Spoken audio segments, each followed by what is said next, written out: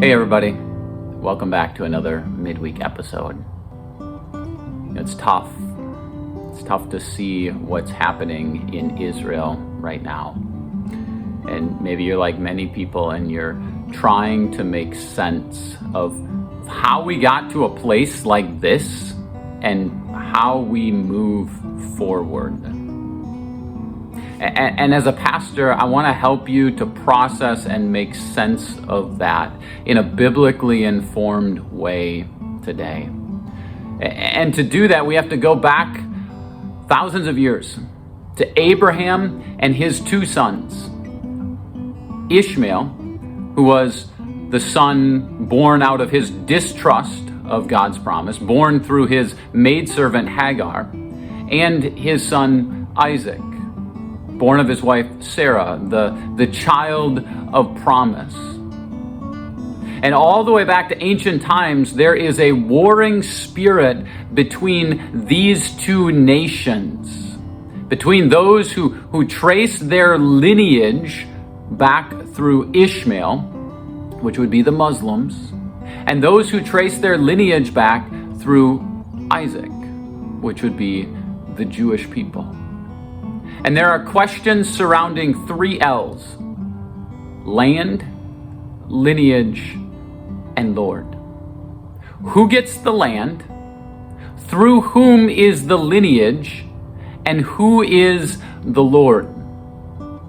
Those who are of Hamas, which is the Islamic resistance movement, those who are of Hamas believe that they are entitled to the land of Israel, that is rightfully theirs through Ishmael.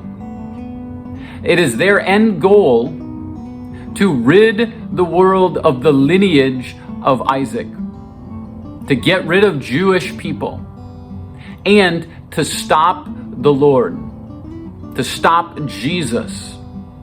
This is the goal of Hamas. And Hamas is an Arabic word.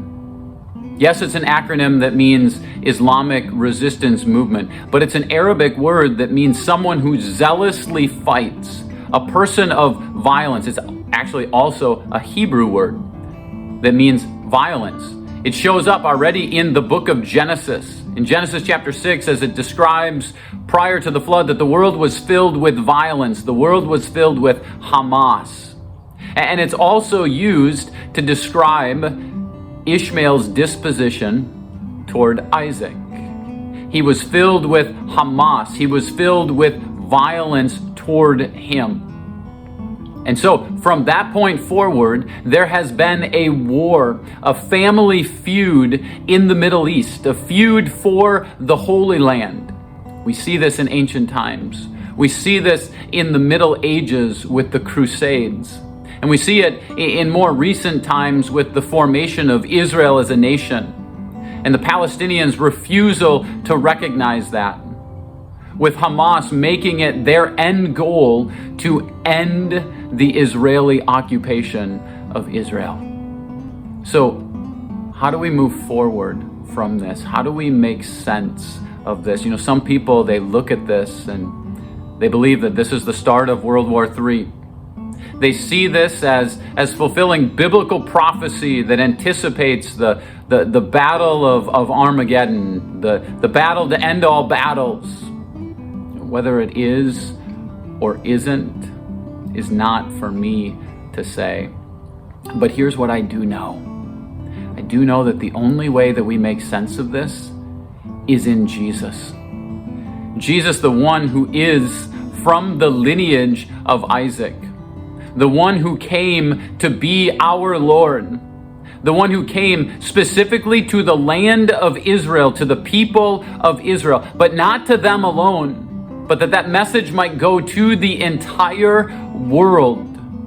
And so the only way forward is for all people to acknowledge Jesus as Lord, is for Jesus to show up for who he is, the Prince of Peace, the one who comes not only to the Israelis, but the one who comes to the people of Hamas, the one who comes to you and me, the one who suffered and died on the cross, who allowed violence, Hamas, to be done to him, in order that you and I might be saved. So join with me today in praying for what's happening in the Middle East and praying for the people on both sides, praying that they would come to know Jesus. Pray against the spirit of Hamas. Pray for the presence of the Holy Spirit who gives us peace. Thanks for joining me today. I'll see you again next time.